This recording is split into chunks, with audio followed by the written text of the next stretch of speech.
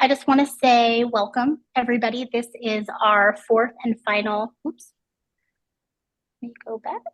This is our fourth and final course in our four-course webinar series on the intersection of food justice and disability justice. So this is, when you think about a four-course meal, this is our dessert. So this is where we are pulling it all together, taking all the information we've learned and really figuring out, we know about the problem, we know about how food justice and disability justice intersect.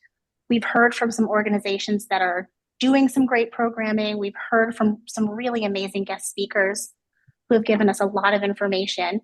And now we want to figure out what's next. What do we do with it? What are some next step tangible things that we can do? And so I want to just let you kind of know what we're going to be going over today. Again, we're just an hour. We're going to try to stick to that hour. If we go a couple minutes over and you have to leave, that is okay, because this is being recorded. But we just want to go over the benefits of virtual cooking classes. Kelly is going to talk to you about some lessons learned with the collaboration between Kelly's Kitchen and the Color Coded Chef. And then we'll talk about some current programming that Kelly's Kitchen is putting in place or currently offering. So we'll tell you about the Food Security Network, which you've heard a little bit about in previous sessions. And we'll also tell you about Nourishment Beyond the Plate, which is a pilot cohort program that we are currently implementing in Beaufort, South Carolina, that is replicable. And then you will hear from Ashley Zorovich with Harness about ways to fundraise to provide programming in your communities. So with that, I will go ahead and give it over to Kelly because she wanted to say a few things before we got into the meat of our presentation and content. Thank you, Rachel. And I want to thank every one of you for joining us today. The response to this course has been amazing, and we are learning things just as you are along the way. So stay tuned for the next one. Who knows what's going to happen? My name is Kelly Timmons. My pronouns are she, her. I'm an older white woman with red framed glasses. My hair is pulled back by a rubber band. And I've just got on my green shirt today that talks about equality. So that's part of what Kelly's Kitchen is about: food equality, food justice. And that is not happening for everyone. So we are trying to address some of the areas that are have fallen, into the pit we will never see again. So like Rachel said, we started off our series in February, I think it was, and we had just a little Food Justice 101 course about definitions and who's affected and what does equality mean, and different things like that. Then the second session, we moved on to the nutrition part of it. Nutrition for folks with disabilities and older people and people with allergies is not the same as everyone. Food pantries do not address that. So that's another biggie that we like to talk about. That's another big problem, so I guess you would say. Then our third session, we had the entree. That's where we got down to the nitty gritty. We talked about the BMI. We talked about the disordered eating, people with disabilities, because of different various reasons, a million reasons, or however many people there are. Everybody has their own special reason, and it needs to be addressed. What a healthy meal means to an able-bodied person is not the same as maybe a wheelchair user, or who knows? I mean, we're all different. Everybody needs a little help in sorting that out. So we had someone that talked about that. Now, the fourth session, this is where we are going to start our action. We have some really good ideas that you're about to hear about. I'm super excited about the new fundraising approaches that we are making available to people, because we're nonprofits. We're always looking for money. Everybody's always looking for money. Money, we have to have, that's what makes the world go round. So we'll have a wonderful Ashley to talk to us about that. And so anyway, just thank you everyone for being here. I want to give a special, special shout out to Rachel Kaplan. She put this all together. This has been her brainchild, and I believe that well, I know some socks have been knocked off by it. So if you haven't seen the other sessions, they're available on our Kelly's Kitchen YouTube channel. We have other cooking classes and other things that we're going to talk to you about during this session. So enjoy, sit back and enjoy, and see you in an hour. Thanks.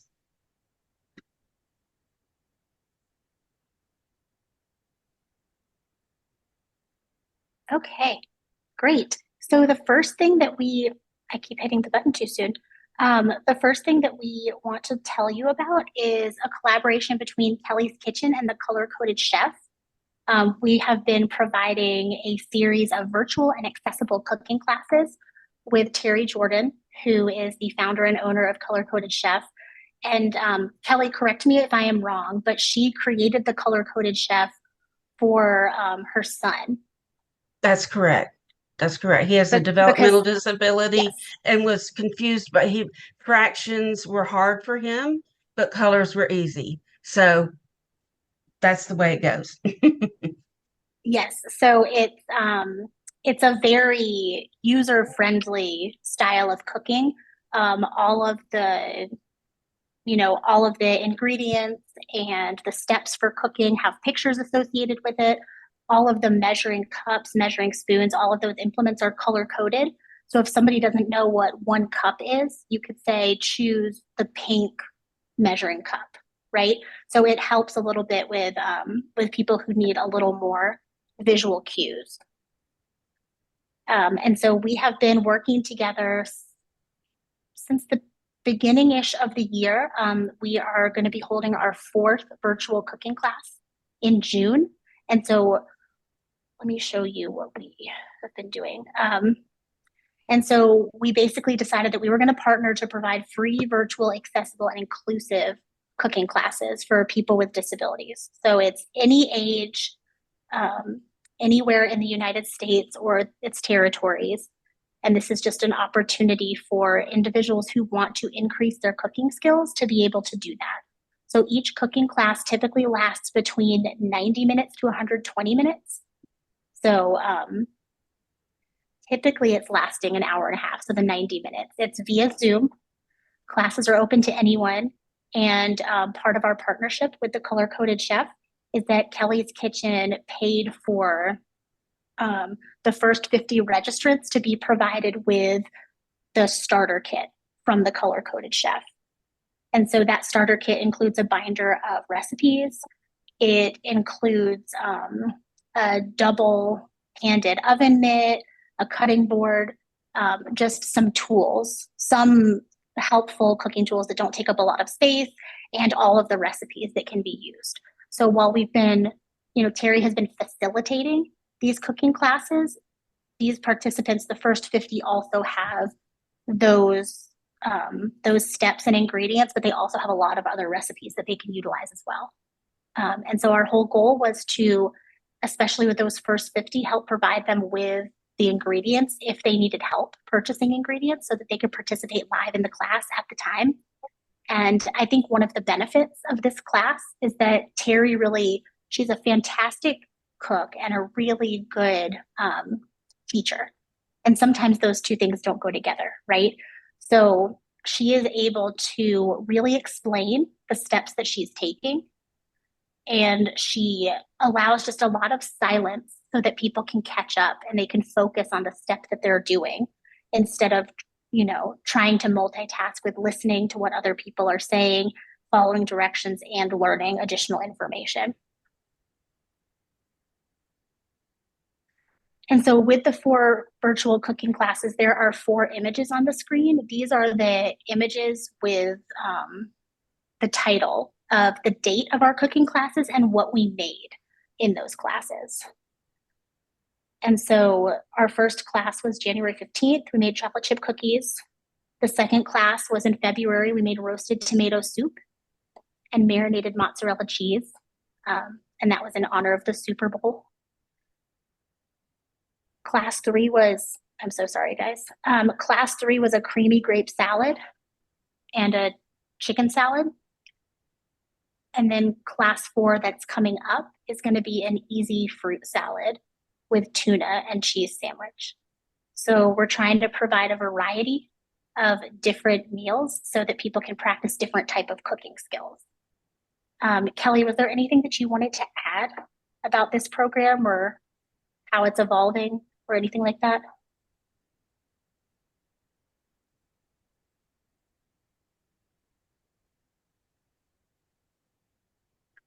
Okay.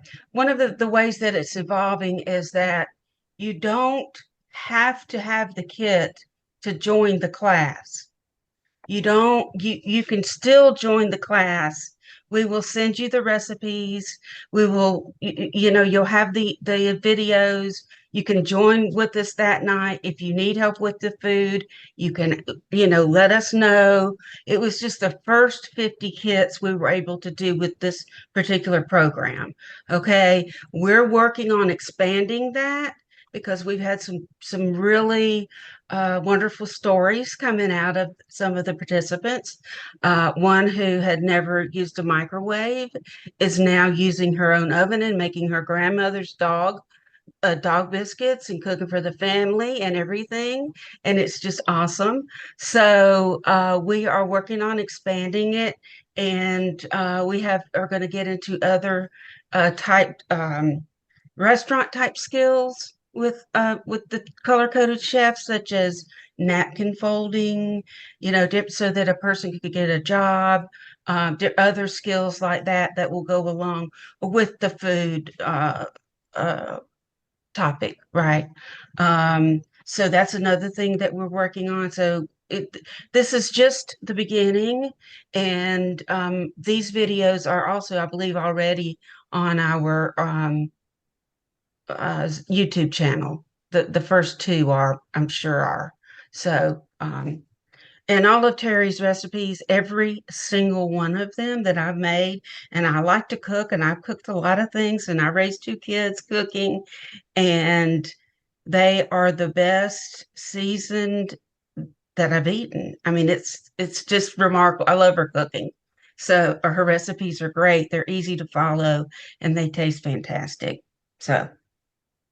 Yeah, and one thing that I will say about this program is we have been very intentional about sending out the ingredient list ahead of time. So people know exactly what's going to be in it so that they can purchase those ingredients ahead of time. We have spent a lot of time emailing with people based on not just their food allergies that they indicated on their registration sheet, but also their food preferences. Because I think oftentimes that's one of the things that people don't talk about with recipes. And for some people, whether it's their disability or not, if they see the ingredient in the recipe, they're going to use it. And then they're going to end up making something that they don't like. And so what we have done is if somebody said that they're allergic to something, we've told them about multiple different replacement items that they can use instead and how that might change the consistency of the recipe. If there is a type of food that they don't enjoy or a texture that they don't like, we will also make some recommendations so that they're making food that they want to eat. So they're building skills and they're working on, advocating for what they like and don't like. So it's a real skill building process in many ways.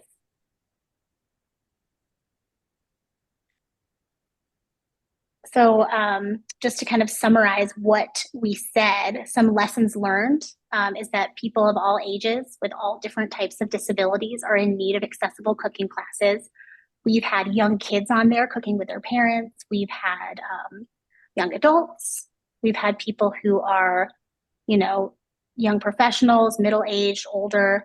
It really runs the gamut of age range. This is just a skill building opportunity that a lot of people need, regardless of age.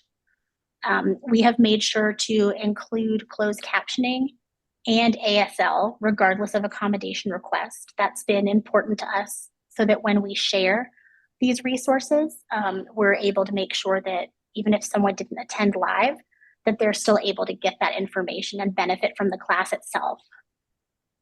Something that has come out of this particular series is a playlist on our Kelly's Kitchen YouTube channel. And it is a cooking tips playlist. And I'll put that link in the chat a little bit later, and it'll also be in the follow-up email.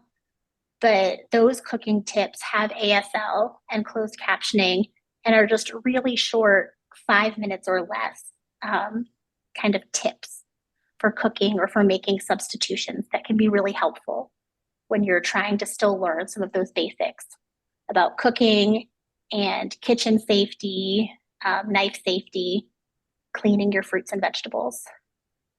And then, like I said, we provided a lot of substitutions for people based on allergy and food preference. And we also provided a lot of periods of silence during the cooking class. We found that it was really helpful for individuals who are attending in real time to have that opportunity to just catch up and do the step that we're on. And it also creates some really nice breaks and opportunities for somebody to pause in the recorded session, where they can pause and catch up as well. So before I move on, does anybody have any questions about that cooking collaboration? And if you think of questions, you can put them in the chat as well. But if not, I'm going to go ahead and hand it over to Eva, who is going to talk about one of the programs that we are working on at Kelly's Kitchen. Yes. Hello.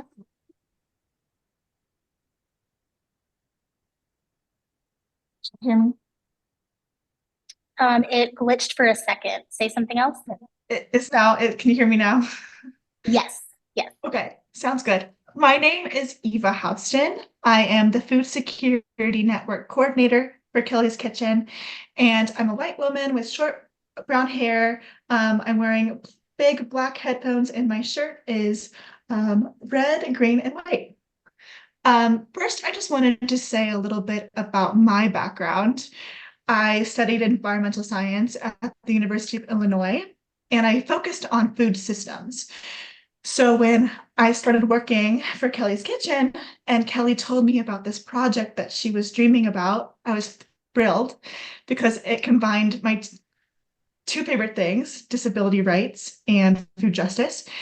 And it also, I think, addresses the largest problem that our nation has when it comes to our food system. And that is the inadequate distribution of food.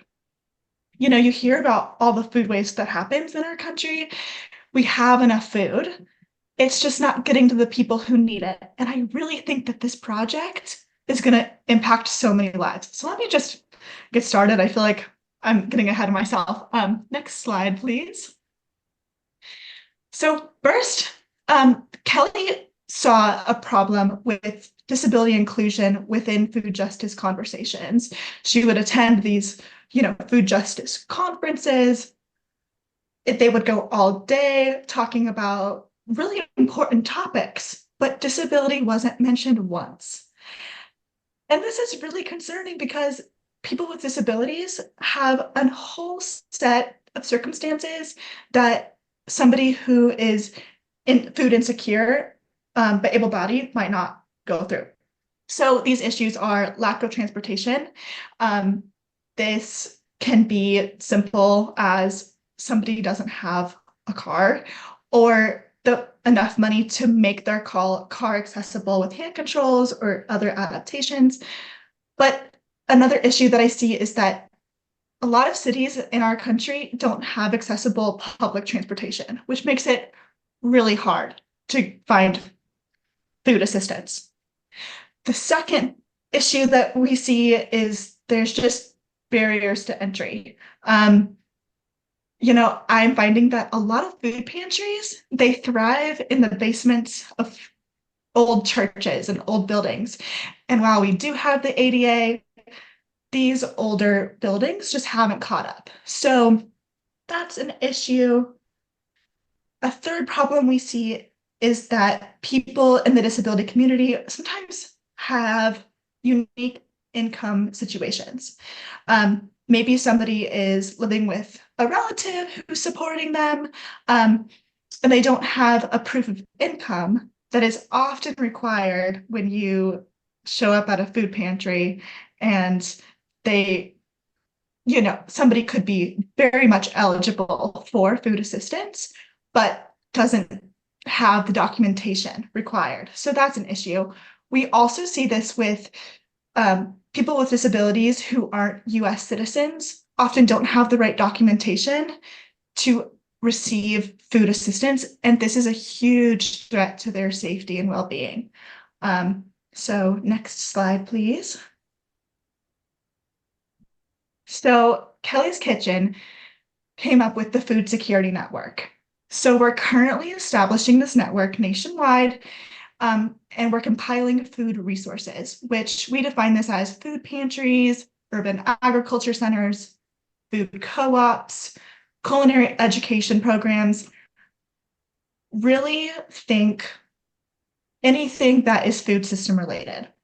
So we're getting really creative here.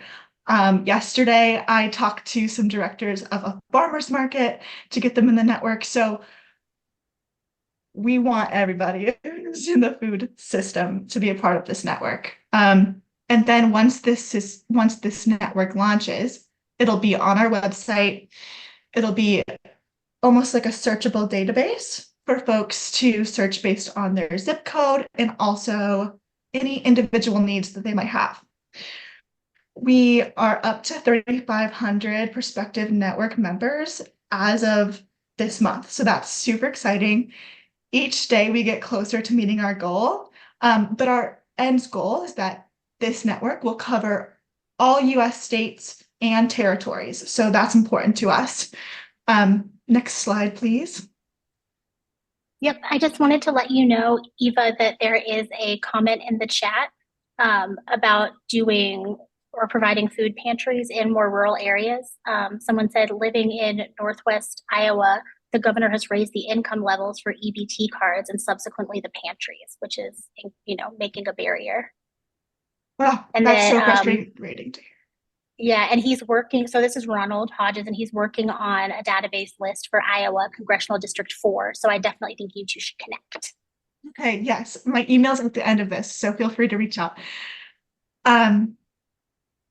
So when somebody from the Food Security Network team at Kelly's Kitchen reaches out to a food resource, we kind of ask, we have an interview where we ask basic contact information,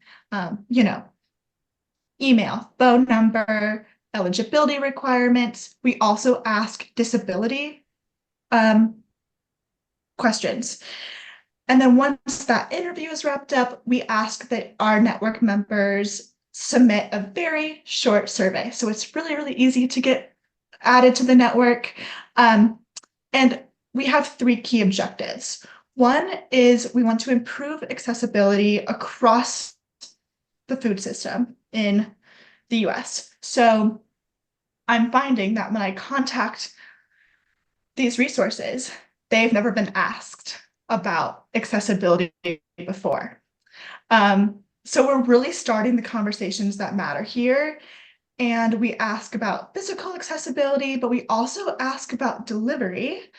And this is important for folks that maybe can't leave the house to reach food assistance. So that's something we really want to note in our database.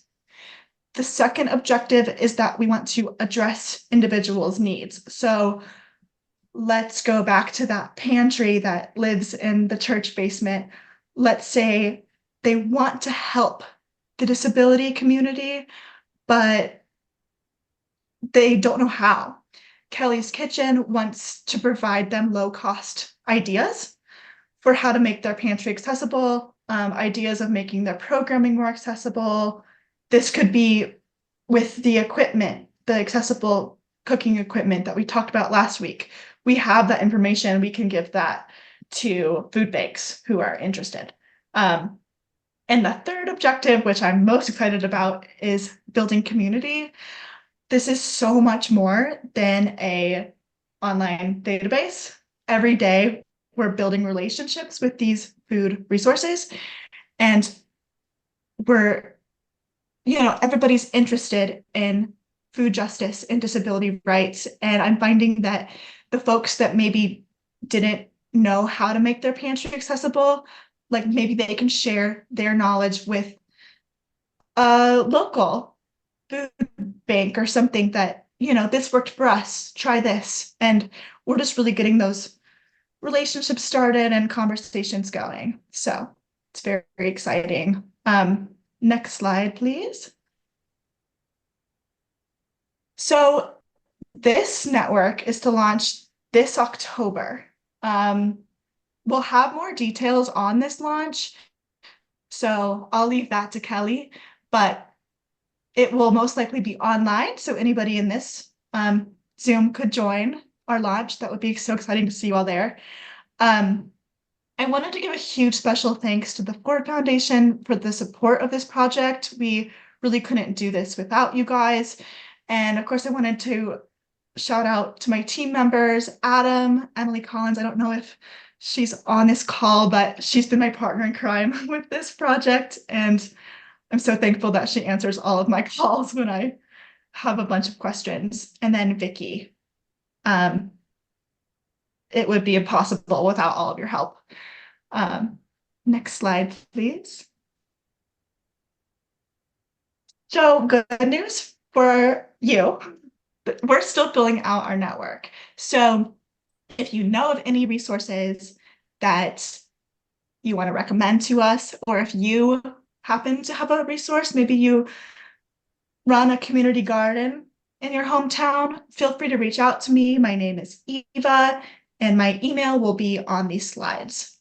Like I said, getting added to the network is really, really easy. We just ask a survey out of you, and I want to make it clear, we're not asking anything from you other than we want to put your hard work, we want to amplify your hard work on our website and let people with disabilities know that you're a safe space for food assistance. So thanks for having me, and I'm so glad you're all here. Hey, Eva, it's Emily. Do you want me to drop the survey link in the chat? Well, yeah, you could definitely do that. If people have a resource, that would be great. Perfect. And everything that we're sharing, we will also send in the follow-up email. So all of these links you will get again. So if you don't get to them right now, you will get to them, which is great. So thank you, Eva. We're all really excited about the Food Security Network. We're actually working on updating our Kelly's Kitchen website so that we can better house this network and make it as accessible and interactive as possible. So that is something that we are actively working on, that we're excited to debut this fall. I want to talk to you really quickly about another program that we have going on at Kelly's Kitchen. I'm going to leave my camera off just because my audio was glitching a little bit when it was on, and I want you to get this information. So this is Rachel speaking to you. I was on earlier. I was wearing pink headphones. I'm a white woman in her mid-30s with dark brown hair and a high ponytail. So I want to talk to you about Nourishment Beyond the Plate. This is our Beaufort, South Carolina cohort. So this is a pilot program that we are doing right now. So Nourishment Beyond the Plate is a 6-month program that is expected to start in May of 2024. So this month we're going to start. We've already gotten 10 people out of the total 15 that we can have join the classes, and we are figuring out the schedule right now. This is a program created and facilitated by Kelly's Kitchen. We are a 501c3 nonprofit, and we focus on the intersection of food justice and disability justice, which is why this webinar series is so exciting to us.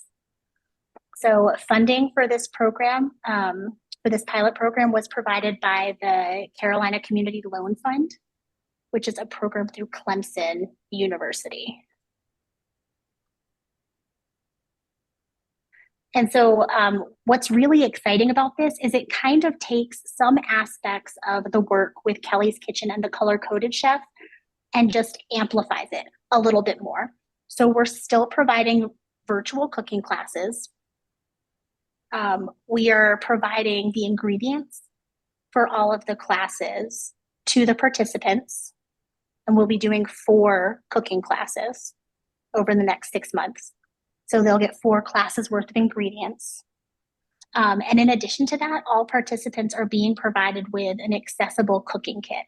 So there's an image in a circle at the bottom of this screen. It's a portion of a backpack. It's a purple backpack, and it has the Kelly's Kitchen logo on it.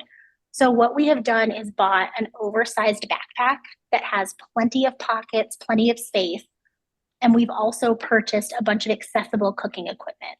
So we have a multi-size jar opener that could also be used as a bottle opener. We have a 10-pack variety of cooking utensils, and those are color-coded since we've seen the benefits of using a color-coded system for some people with our other cooking series.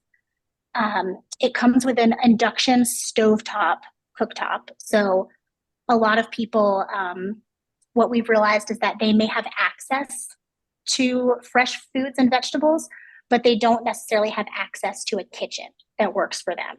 So by providing them with that induction stovetop, we are giving them the tool that they need to cook on any surface that works for them, because that is a tool that can be placed on a table, a counter, any height and any level of reach that somebody might need. We're also providing a large high-sided pan with a lid for multi-purpose cooking. So somebody could make, for example, a roast, a soup, a stew. They could do stir fry, steamed vegetables. So there are a lot of different options with this. All of our recipes will be focusing on one-pot meals so that everything that you need to cook this meal is provided in this backpack for you. The tools also include a cutting board, and we have an accessible cutting board available upon request. Everybody will get a rocker knife. And so those are the knives that they're kind of shaped up in a U. So you just hold the top handle and you just kind of rock it back and forth to be able to cut things. And then everybody will get tablespoon and teaspoon measuring devices, various size measuring cups. And depending on the need, we may include a can opener or an accessible can opener as well. So we have been very intentional. We've done a lot of research with the resources that we're providing in the accessible kit. The reason that we wanted to provide it in a backpack is because we know that emergency preparedness is also a huge concern and area for planning for people with disabilities. So we want to make sure that everything that we provide fits in this backpack and can be taken with you. So if you need to relocate for an emergency, or you're just leaving your home and you're going to stay at an Airbnb and you don't know if it'll be accessible to you, we want you to be able to bring everything that you need to still have an accessible kitchen experience.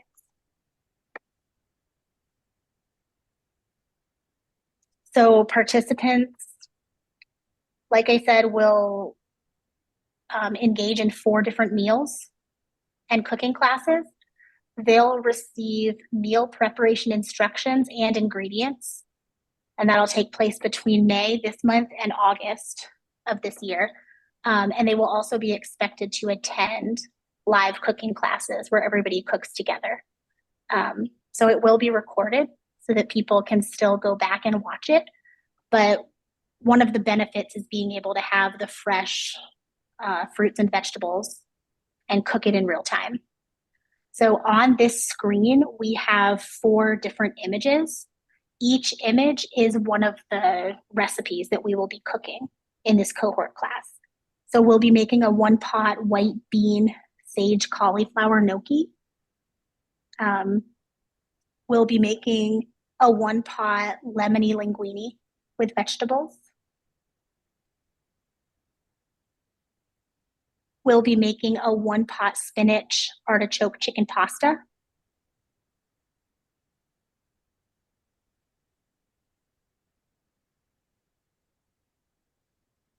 I'm giving the interpreter a chance to catch up, guys. And then we're also going to be making a 1-pot gullah geechee dirty rice recipe. And this recipe is one by Chef Emily Meggett, and she is very well known, a very well-known chef in the gullah geechee community, which is very big in the Beaufort, St. Helena area. So in addition to being disability inclusive and accessible, we also want to be culturally inclusive as well. And if you can see the images on the bottom right of the first page of every recipe, there are substitution suggestions. So we have tried to think ahead of what somebody is going to need if they are gluten-free, if they don't like one of the ingredients, if they're vegan, or if they're dairy-free. So we've included the list of ingredients, the list of the cooking supplies needed, which again, everybody will get in this backpack kit. And then we've really tried to set everybody up for success. What you can't see on these screenshot images is that these recipes, each step is very simple. Both Kelly and I have found that when we're reading recipes online, that a lot of times step 1 is actually sometimes 3 or 4 steps all mashed into the first step. And that is really overwhelming for somebody that is not the best with cooking, or who has, gets overwhelmed with too much information, or just has trouble figuring out which step to prioritize. So we've tried to make this as stress-free as possible for every, as many different disability types as we can, and to make it feel very safe and fun and approachable.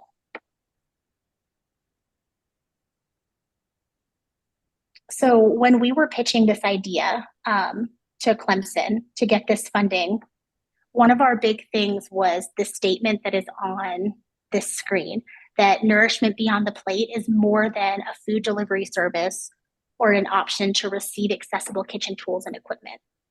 We really believe that this program helps build confidence. It helps build skill building when it comes to meal preparation and, even understanding what fresh fruits and vegetables are. And it's an essential skill that's needed for independence. And we think that that is what really sold this program over some of the other ones that we're applying for funding. And at the bottom of this slide, you'll see an image. It says Nourishment Beyond the Plate. And it's an image of 3 women cooking. One is in a wheelchair, and 2 are standing, just kind of showcasing that, some disabilities are visible and some are invisible, and all are welcome in this class. In the registration process, we really just ask that individuals live within a 15-mile radius of St. Helena Island, so that we can make sure that the local caterer that we're working with can drop off the food items for each class. And it's important to us that, people aren't required to divulge what their disability is. We're not asking what somebody's disability is. We're just asking, do they want to participate? Do they have a disability? What accommodations do they need? What food preferences do they have? And that's been really important to us. Before I move on to the next section, Kelly, do you have anything that you want to add about that program? I know that we're just about to get up and running.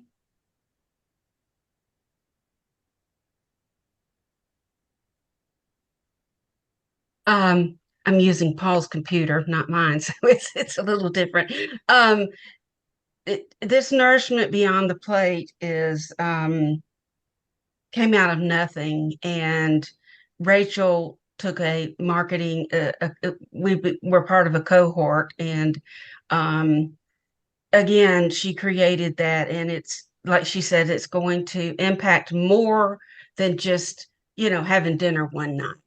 It's just going to We have one facility where we have, I think, several residents who are going to be taking it together.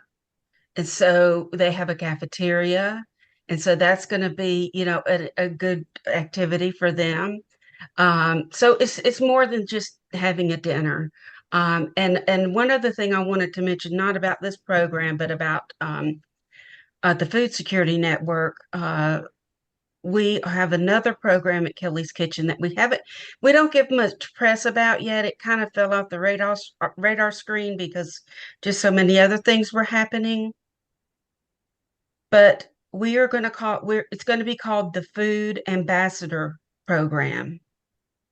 And that is going to be one contact in each state and territory who can tell us things like what we just heard earlier about the guy in Utah who's organizing because they're cutting all these services.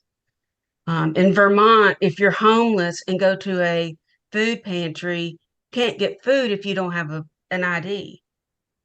Well, I don't have anything, man. They can't get. So anyway, those are the type things that our once we get the food security network mapped out, started, then we can get each state to add to it as we find more sources. So as we find more help changing or preventing the laws from taking food from people literally out of their mouths. So I think that's all I've got. All I want to say is all of this stuff is not cheap. It costs money. And this next young lady you're going to hear from is going to give us a lot of good ways to make that happen, so we can all make our dreams happen. And we're going to work together to create a better, healthier food story. Our food story in the last 30 years is that we just keep getting unhealthier and unhealthier and sicker and sicker. And so we need to change that story, and we'd love to be a part of that process. And it takes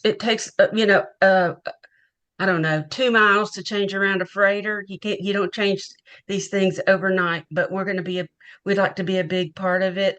And so stay tuned, and I'll turn it over to Ashley. So Great. much, Kelly. Ashley, it's all yours. Thank you. Yes, my name is Ashley, everybody. I am a young white woman in my 20s. I have blonde hair and I am wearing a pink striped shirt. And I've been with Harness for about 3 years now, and I'm excited to share the things I've learned throughout my thousands of conversations I've had with nonprofit leaders like yourself. They all come from different backgrounds, various levels of expertise, and all serve unique missions. Some of them include, Boys and Girls Clubs, humane societies, and disability-based organizations.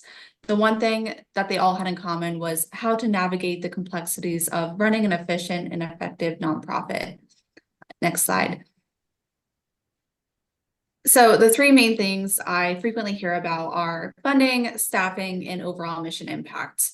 And as you know, it's rare for all of them to be working well together like a well-oiled machine. And instead, you probably feel like it's a constant tug of war of resources that are already so scarce in the first place.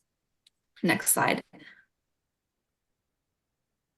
So we took a step back and realized why over 87% of nonprofits were even in this situation in the first place. We figured out that it wasn't the lack of resources to solve these issues, but a lack of a big picture strategy to show how all three of those things work together like a well-oiled machine. What you see here is an image of a leaky bucket with Band-Aids covering up the holes. It's incredibly common to use this Band-Aid approach to solving these issues, scrambling for funds here, patching up staffing here, and struggling to show the impact of what your mission has done to build awareness and keep your donors engaged. Next slide, please. It's not only the leaky bucket, but it's an erratic daily routine that causes this. So what you see here is a bunch of fires throughout the 9 to 5. And although we may put out one fire, in reality, the vicious cycle of being in a funding, staffing, or program impact crisis has been fueled even more.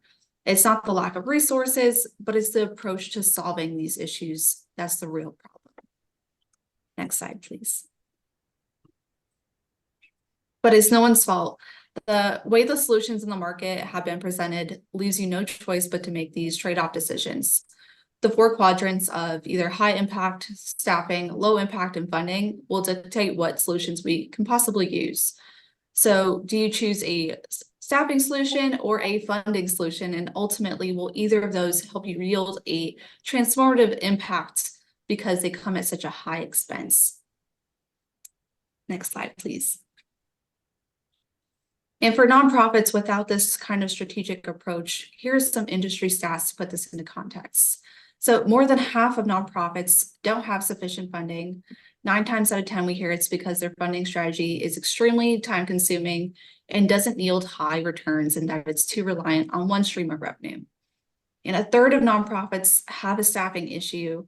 The reason is the average tenure of a nonprofit employee is about 16 months, and the turnover problem not only creates bandwidth issues, but also drives up operational costs. And a quarter of nonprofits are unable to meet the demand of their mission, leaving potential donors disappointed or unwilling to give continuously as a result. But the sad part is, when you look at this year over year, it continues to decline in the wrong direction. Next slide, please. And the people that it's affecting most are the people like yourselves. It's the late nights, the stress that no matter how hard we all work, we're always playing catch up. But here's the thing, it does not have to be a constant struggle. Next slide. So what I've heard from other nonprofits that we partner with is that many of them have a need to diversify funding. Most of the organizations we work with come in and are primarily grant or government funded. We found that the need for unrestricted funds was high due to recent budget cuts, not being able to sustainably fund programs, and constantly having to abide by guidelines and spend time reporting back to those grants. We found out-of-the-box ways to tap into those unrestricted funds through targeting individual donors who truly care about your mission, whether it's a cause awareness month or a specifically tailored fundraising ask. Our team has seen it all and can make the best recommendations to effectively fundraise those dollars. Furthermore, organizations who have been able to partner with us are now able to expand those programs without any restrictions. They have an easier way to give staff bonuses and have extra money coming in on a monthly basis to allocate towards future goals and initiatives. And most importantly, do not have to stress about where the next funding source will be. Next slide. If you feel like you're also in the same boat, or if you'd like to talk about your organization specifically, anybody on this call, feel free to scan this QR code, schedule a time with me, and I'd love to learn a little bit more about your organization specifically. Thank you. And this is Rachel again. Both Kelly and I have met with Ashley independently, and it's really easy to talk to. She understands the struggles of a nonprofit. So you don't have to go with Harness. You could meet with Ashley, just get some ideas of what you want to do or what maybe some of your goals are for some fundraising. But she does have a lot of good ideas, and she really understands nonprofits and really the unrestricted funds and how sometimes the programming that we want to do, a big piece of that is not covered in the grant funding itself. And that's where it can get a little difficult. I know a lot of federal grants, they don't include budget for food. And so if we're talking about cooking classes, that's a big portion of these initiatives and these efforts. So I would encourage you to at least meet with her. We wanted to just give you an idea of some resources. So talk to you about some programs that we have, tell you about a resource to talk to when it comes to fundraising. Because it's great to have programming ideas, but to be able to implement them, we need the money for the people that need it the most. So, we really appreciate you being on this webinar. I want to give it back over to Kelly really quickly. Kelly, if you have anything you want to say, and then we are actually on time. This is our first of the 4 courses where we are on time. So we do have time for questions. So Kelly, I'll give it over to you, and then we can do questions. Okay. Sounds good. Thanks, Rachel. The one thing that I'd like to say is thank you. we do really appreciate your time. We do appreciate your questions and your expertise. Uh, we work with anyone that has ideas and who will work with us. So the more the merrier.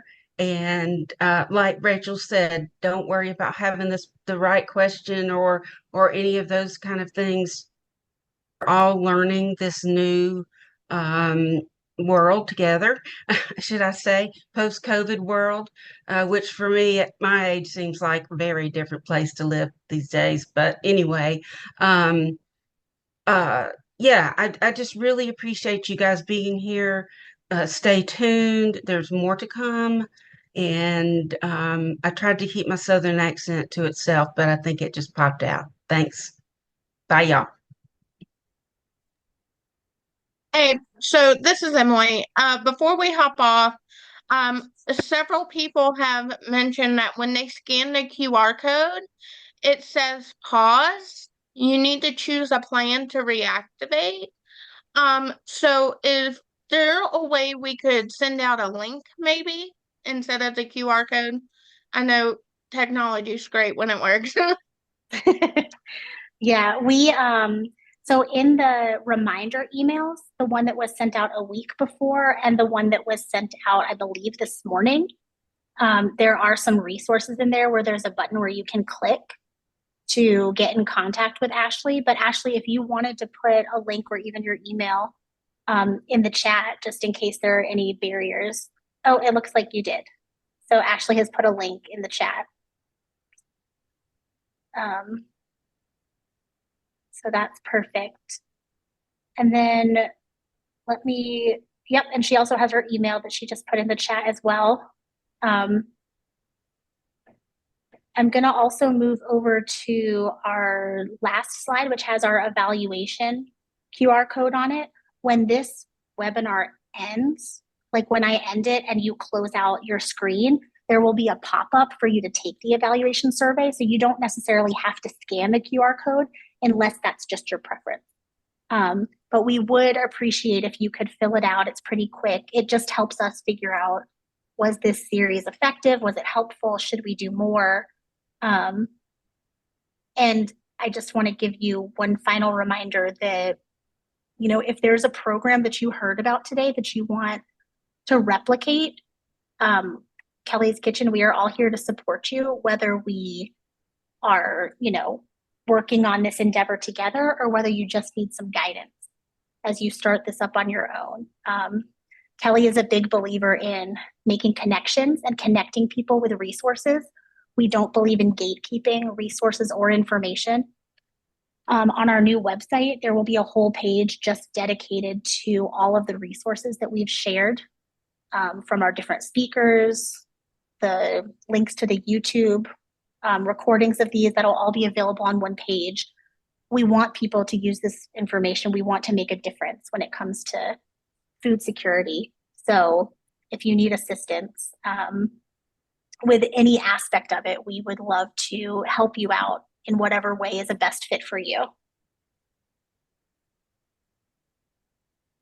right, perfect. And Ronald, we will send all of the links in our follow-up email. So everything we've talked about will be linked.